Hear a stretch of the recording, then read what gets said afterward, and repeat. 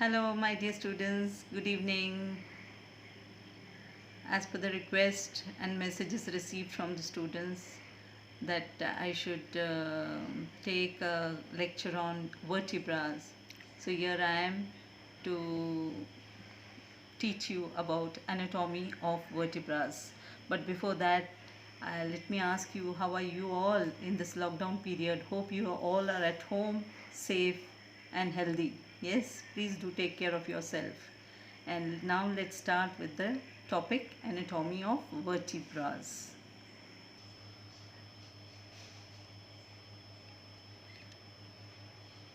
Now, as you all know, the spinal cord, all the vertebrates have the spinal cord, and which is composed of 33 vertebrae. 7 are cervical, 12 thoracic, 5 lumbar, 5 sacral vertebrae which make the triangular bone the sacrum, and 4 coccygeal vertebrae which are fused together. These coccygeal vertebrae are rudimentary and they fuse together to form one coccyx. Okay.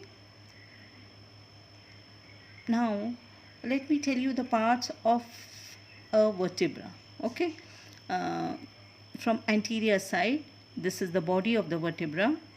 This is the vertebral foramen. These are the superior articular facets. These are the transverse processes. This V-shaped structure is called as the lamina. Here this is the pedicle, and this one long one which you can see here is the spinous process. Okay, so these are the parts of any vertebra. Now if you see these two vertebrae, the joint between the two vertebrae, between the body of one vertebra and another vertebra, you see this intervertebral disc. This type of a joint between the body of one vertebra and another vertebra with the help of the intervertebral disc, this type of joint is the symphysis type of a joint. Okay. The second joint between the two vertebrae is between the inferior articular facet and the superior articular facet of the lower vertebra. This type of a joint is called as the synovial type of a joint. Now this is the third joint. This is the spinous process. This is the spinous process. Are these two bones touching each other? No. But there is a joint between the two with the help of ligaments, the interspinous ligament. Okay. So this type of joint where the bone does not touch the other bone is the syndesmosis type of a joint.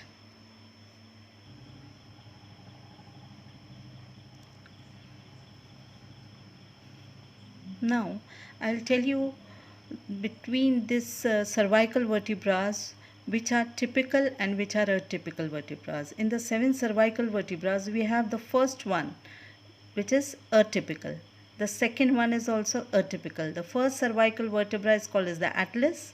The second cervical vertebra is called as the axis. And the 7th cervical vertebra is called as the vertebra prominens. So these all three, the first, second and 7th, they are atypical. Rest all are from 3rd to 6th are typical cervical vertebrae. In the thoracic vertebrae, the first one, the 10th, 11th and 12th are atypical. Rest all, that is from 2nd to the 9th one, are typical thoracic vertebrae. In the 5 lumbar vertebrae, the 1st, 2nd, 3rd, 4th are typical.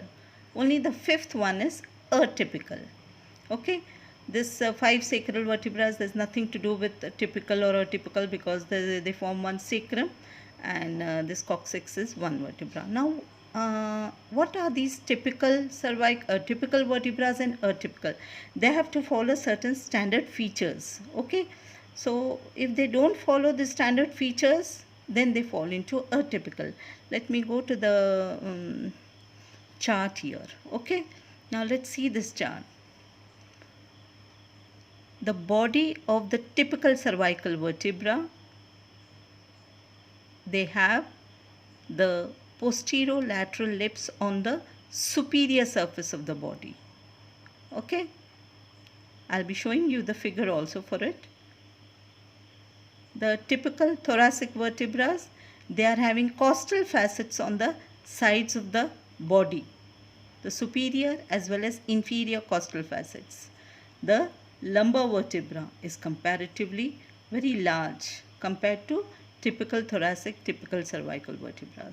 The vertebral foramen triangular here, in thoracic round, in lumbar again triangular. The superior articular facets directing backwards and slightly upwards, directing backwards and slightly laterally, and in lumbar directing medially. The spine here in the typical cervical is bifid. Here it is directing downwards and backwards, and the lumbar vertebra, the typical lumbar vertebra, we have the spine which is quadrangular. There and there I will show you the figure for typical cervical, typical thoracic and typical lumbar vertebra. Okay, so you have to compare the typical cervical, typical thoracic, typical lumbar vertebrae according to these 4 points: body, vertebral foramen, superior articular facets and the spine.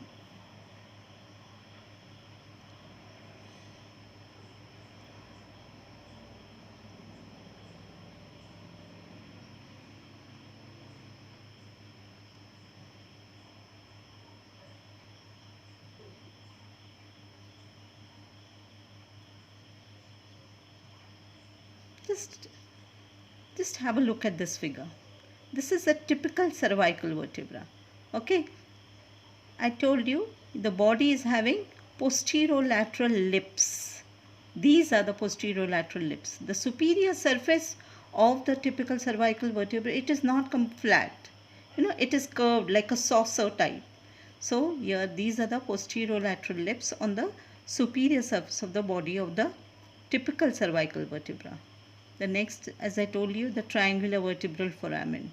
These superior articular facets facing directing backwards and slightly upwards. And just have a look at this spine which is bifid. Okay.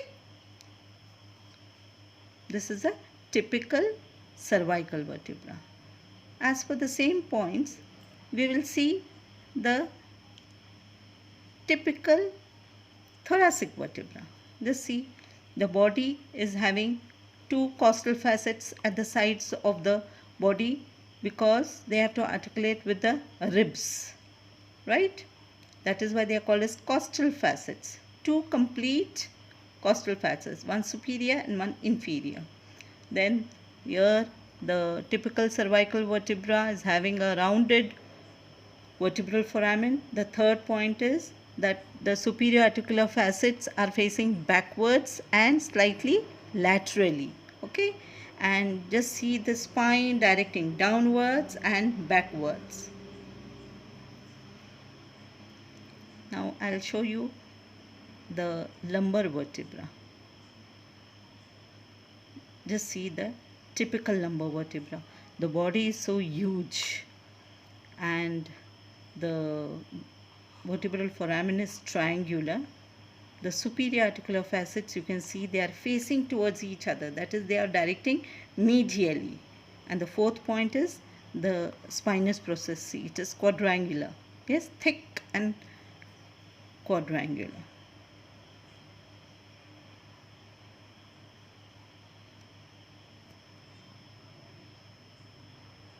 Now we have seen the features of typical cervical, typical thoracic and typical lumbar vertebra. But what about those which are atypical? Yes, the first cervical vertebra, it is called as the atlas. Yes, it has got no body. That's why it is called as, that is why it falls into atypical. It has no body. This is the figure of the second one. Just see, it has got sort of an extra body over its body. This extra part is called as the dens. Okay, it's the features like spinous process, bifid. Rest all the points as per the typical cervical are similar. Only it is having an extra part, this dens. That's why it is falls into atypical cervical vertebra, which is called as the axis. And this first one, atlas, no body. Now, a very peculiar characteristic features of all the cervical vertebrae to tell you is that all, whether it is typical or atypical, all are having this foramen transversarium. That is the foramen in the transverse process. Okay? Between the occipital condyles of the skull and the first cervical vertebra, that is the atlas. Yes, there is a joint, there is the articulation between the superior articular facets of the atlas with the occipital condyles of the skull. Okay, that joint is called as the atlanto-occipital joint. We say yes, this movement is between atlanto-occipital joint. We say no, no is carried out with the help of atlanto-axial joint. That means between the atlas and the axis. That is the first cervical vertebra and the second cervical vertebra. Okay, so yes is between atlanto-occipital joint and no between atlanto-axial joint. Now, seventh, why is the seventh cervical vertebra atypical? Because it does not have the spinous process bifid. It has slightly long spinous process. That's all. Rest all the features are same like that of the typical. Here we have the seventh cervical. Yes, this is the long spinous process. Okay. This is the seventh. But the rest all the features are same like that of a typical cervical vertebra. Now let's go to atypical thoracic vertebrae.